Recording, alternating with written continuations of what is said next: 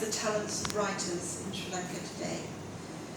And we should also like to thank all of you, the supporters of this award, and the readers of creative work in English in Sri Lanka, for the role you all play in encouraging writers to keep enchanting us and challenging us with their creativity, vision, imagination, and commitment.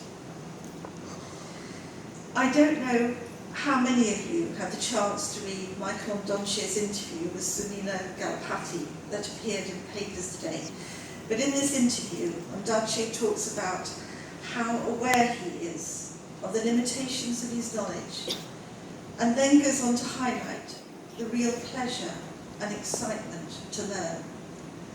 I think I speak for all three of us when I say that our biggest takeaway from this experience has been the way each and every one of these works submitted for Gratiaen 2018 has made us aware of our own limitations.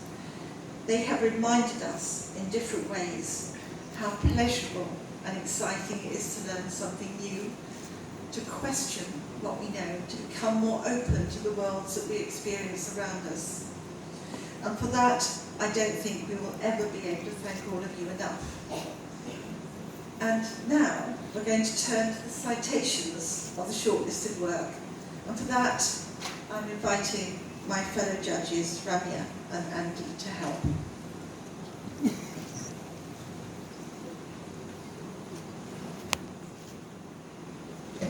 The second most difficult thing we did was writing the citations. So here it goes, citing in alphabetical order, Yohan Karnatilaka. Set in the afterlife, which apparently is no better than a government tax office, Chats with the Dead is a chilling account of the horrifying extrajudicial liberties that the Sri Lankan state has taken over the years. The protagonist of this well-crafted novel challenges us to join him and his compatriots in their struggles to pursue justice in the confusing times of terror that marked the second JVP uprising. Full of dark humour, Karunatilaka's novel bears witness in times that are both tragically personal and personally tragic. It is a novel that will ring true each time the choice is made to value authoritarianism and political chaos over and above the pursuit of peace and justice.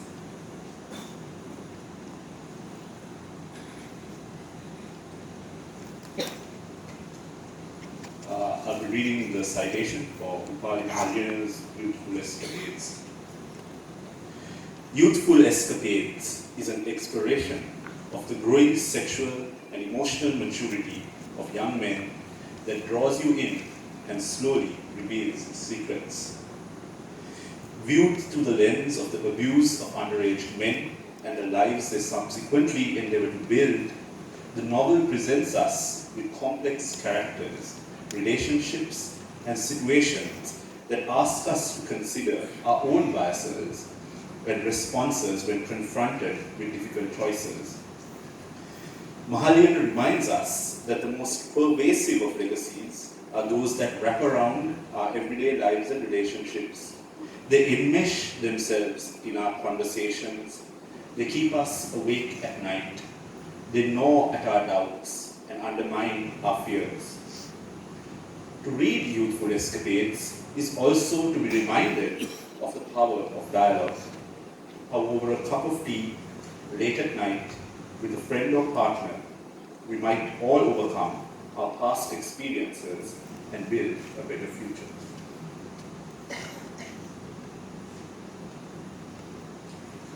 Welandawe-Prematilleke. The play in two acts, The One Who Loves His Soul, is a consummate work of art in one of the hardest genres to realize success, both on the page and on the stage. An evocative dramatization of two young men navigating their relationships and sexualities in today's Sri Lanka. It may seem like a story about a casual sexual encounter in a harsh world. However, its frank and bold telling of a transient and largely physical relationship and the expression of hope for something more is both poignant and revealing. The strength of the dramatic dialogue between the two actors is underpinned by the detail and subtlety of the stage directions. Arun Welandawe-Prematilleke has clearly mastered the art form, both in form and content. He understands the power of what is said and what remains unsaid, and what is seen and what is surmised.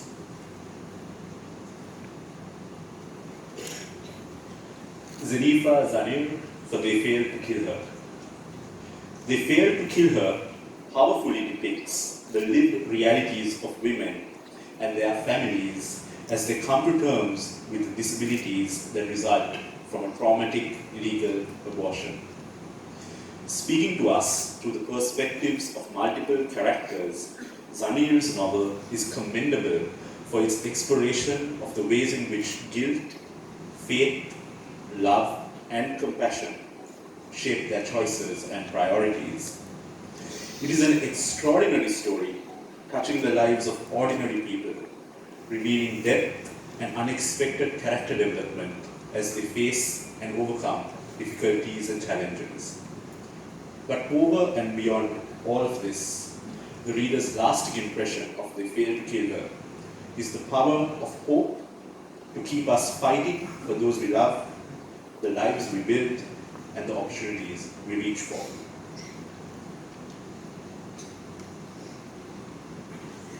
Thank you.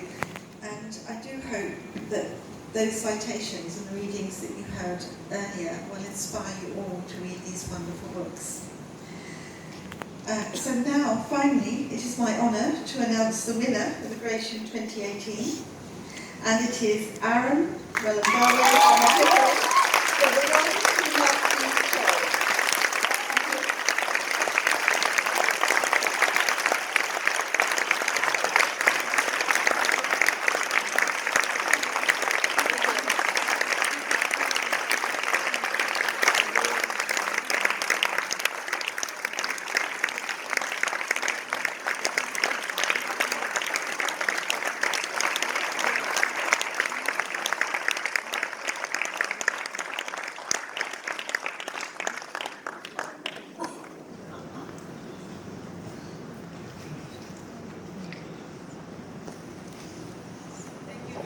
Indeed to our judges, and congratulations to our winner. Finally got my voice back, thank you. Ladies and gentlemen, so once again, the 2018 Gratiaen Prize winner, you have just seen him up here, and he takes away a very, very prize-worthy moment indeed. The 26th year that this is celebrated, and in a very appropriate perhaps theme as well. One thing that I did forget to tell you before is that none of the 4 shortlisted pieces that you heard today have been published, so we hope vehemently that each of the shortlisted writers will get them published very soon, because I'm sure all of you, just as I am, are waiting to get our hands on the entirety of the book. With that, ladies and gentlemen, may we ask our winner to speak a few words to us.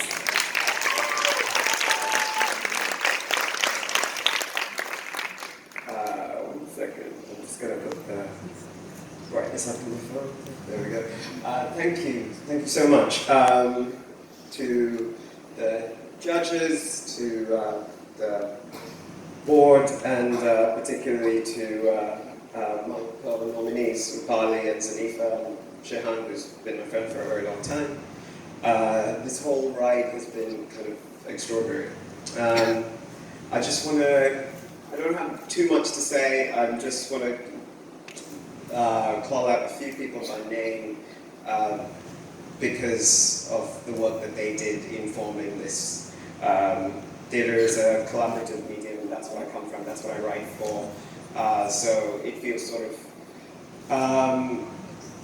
under false pretense that I should be up here alone. But particularly first to the people who read the play before it was anything, my friend Alice Molseed, my friends Alice Molseed, Halik Abdulaziz, Tracy Holsinger, and Yohan as well, who all gave such great notes and really formed what it could be. To the cast and crew who were part of the production that happened in August of last year, of The One Who Loves You So, particularly my design team, Ferreira and Ryan Holsinger, whose input is kind of invaluable to it, to my friend and producer and sister Welandawe-Prematilleke, who gives so much to this show, and particularly to my cast, to Benjamin Alvihara, who's not here, and Brandon Ingram, who is here, because we worked on this show. Once it was written in some way, there was 3 months of just sitting every day with these 2 actors and fine-tuning and working, and it really is down to their extraordinary talent that the show has any success at all. Lastly, I just always to my family, to Subha and Osh and Jen and my older sister Mon, who is my greatest supporter, and particularly to my mother and my father, who really, as cheesy as it is, there is I owe everything to. I guess the thing that I've been thinking about in the last couple of weeks, while this kind of thing has been going on, is to reflect on, in times that we're in, you begin to question, what is the point? What is the point of all the pomp and circumstance of this? What is the point of, particularly as an artist, what is the point of making any work? It's something that all me and my artist friends kind of came together and kind of looked at each other like, what are we doing? So often you feel like you're kind of shouting into the ether. And then you kind of sit down to write again, and maybe it becomes clearer to you that giving voice to our anger and our grief and our questioning, collectively and individually, does have some value.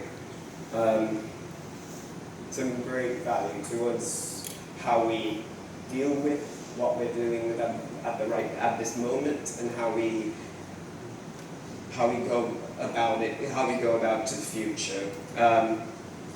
Finally, just another point, or rather finally another point, is to thank all my LGBTQ siblings who always wish me really well, and who this show I made for.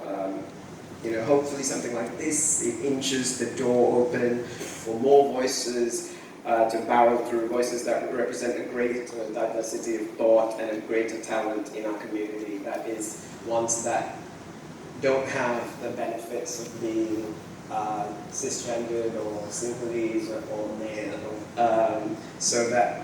because there are voices that intersect between the diversity of race and gender and sexuality and class, who have stories that are extraordinary and have universality, and that in turn that leads to our greater visibility and gives power to our fight to be treated with dignity and respect. Oftentimes in these kinds of times, those of us who maybe belong to some sort of a minority, whether those are based on our race, our religion, our sexuality, our gender, we're sold this line by those who have power that we are all one, that we are all the same. But we're not. We are different. Our values are different. Our needs are different. And our wants are different. And that is okay, because we're not the same, but we are equal. And that should matter most of all. It is that equality. It is not about a tolerance. It is not about an acceptance. It is simply looking at another human being and whatever their needs, no matter how different they are from yours, no matter how different their life is from yours, to have respect and give them the dignity and the honor with which you ask for yourself. That's all I've got to say. Thank you so much.